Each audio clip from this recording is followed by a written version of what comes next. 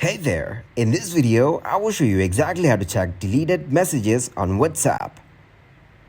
First of all, open up WhatsApp. Then click to open any chat. As you can see, the sender deletes its messages. So to check the deleted messages, first thing you need to do is open up the Play Store app and then search for WAMR and here. Then tap to install this app.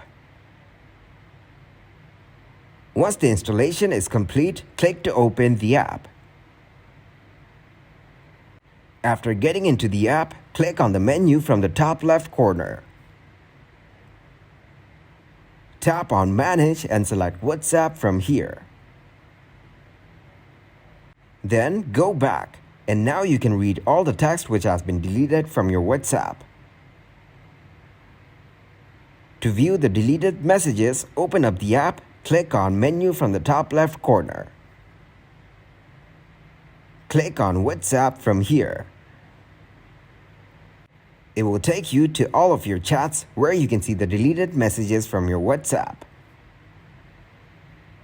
Thank you very much for watching, and don't forget to like the video and subscribe to the channel.